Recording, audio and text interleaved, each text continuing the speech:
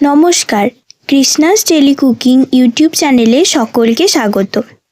আজকে আমি বানিয়েছি শীষ পালংয়ের চচ্চড়ি। শীষ পালংয়ের চচ্চড়ি বানানোর জন্য আমি এখানে শীষ পালং নিয়ে নিয়েছি আর সমস্ত সবজি নিয়ে নিয়েছি।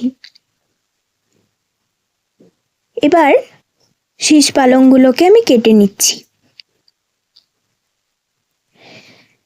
শীষ পালংগুলোকে বেছে নিয়ে আমি এখন কেটে নিচ্ছি। গোড়ার অংশটা কেটে বাদ দিয়ে দিলাম। এবার শীষ পালংগুলোকে আমি বড় বড় করে কেটে নিচ্ছি। এখানে ডাঁটাগুলোকে বেশ বড় বড় করে কেটে নিচ্ছি।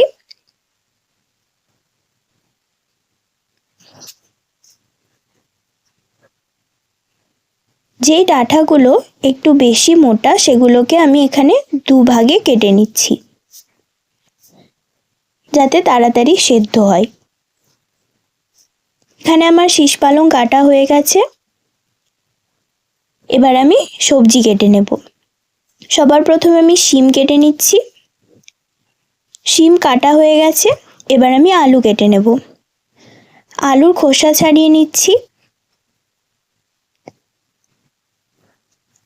আলুর খোসা ছাড়ানো হয়ে গেলে আলুগুলোকে এভাবে চৌকো করে কেটে নিচ্ছি।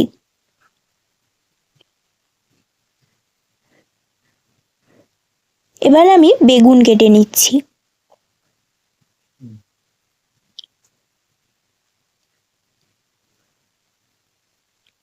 বেগুনগুলোকে এভাবে বড় বড় টুকরো করে আমি কেটে নিচ্ছি।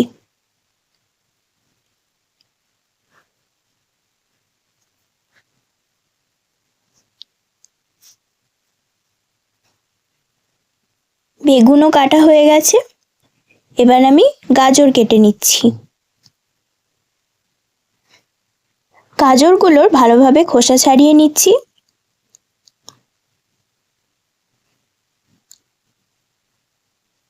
খোসা ছাড়ানো হয়ে গেলে গাজরগুলোকে এভাবে লম্বা করে কেটে নিলাম। সমস্ত সবজি কাটা হয়ে গেছে আর শীষ পালংও কাটা হয়ে গেছে। এবার আমি শীষ পালংগুলোকে ধুয়ে নিচ্ছি।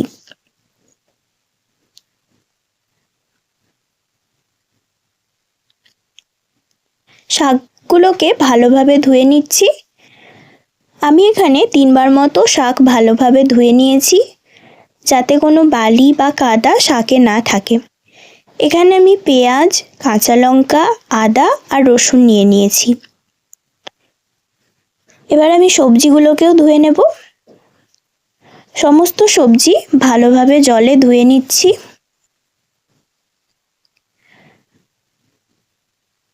সবজি ধোয়া হয়ে গেছে। এবার আমি থালায় তুলে নিলাম। এবার ওভেনে কড়াই বসিয়ে তাতে পরিমাণ মতো সর্ষের তেল দিয়ে দিচ্ছি।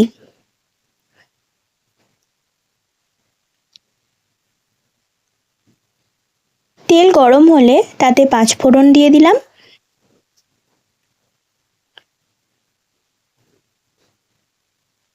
এবার থেতো করে রাখা রসুন দিয়ে দিলাম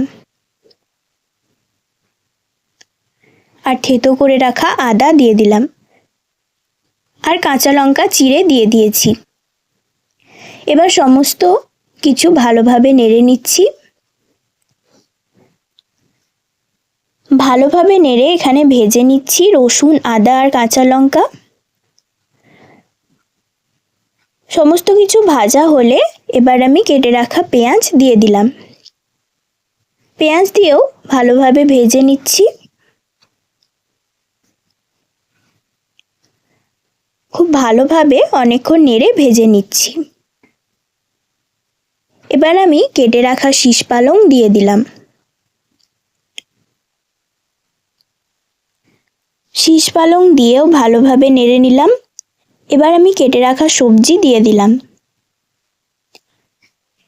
সবজি দিয়ে আবারও শাক দিয়ে দিচ্ছি।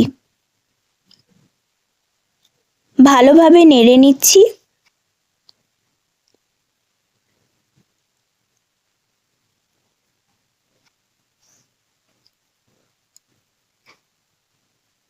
এবার স্বাদ অনুযায়ী নুন দিয়ে দিলাম। পরিমাণ মতো হলুদ দিয়ে দিলাম আর পরিমাণ মতো চিনি দিয়ে দিলাম।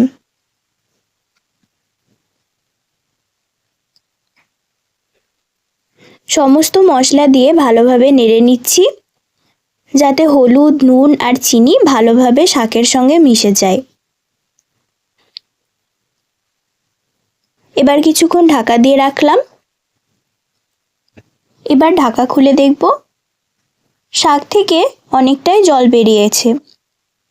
আর প্রথমে যখন শাক দিলাম কতটা মনে হচ্ছিল, কিন্তু এখন সেদ্ধ হয়ে একদম অল্প হয়ে গেছে। যে শাক প্রায় ভালোভাবে সেদ্ধ হয়েই এসেছে।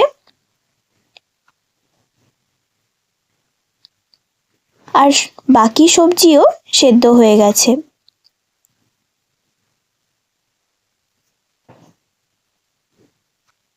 এবার আমি বেটে রাখা সর্ষে দিয়ে দিলাম।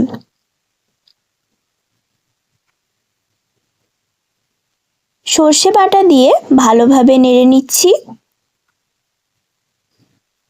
সর্ষে বাটা দিয়ে আমি বেশিক্ষণ এখানে রান্না করব না, অল্প কিছুক্ষণই ঢাকা দিয়ে রাখবো।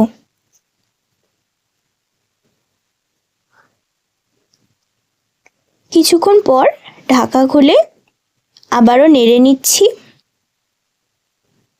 শাক রান্না করা হয়ে গেছে। এবার আমি শাক অন্য বাটিতে ঢেলে নিচ্ছি। এখানে আমার শীষ পালং রান্না করা কমপ্লিট। ভিডিওটি ভালো লাগলে লাইক করবেন, চ্যানেলটি সাবস্ক্রাইব করবেন। ভিডিওটি দেখার জন্য ধন্যবাদ।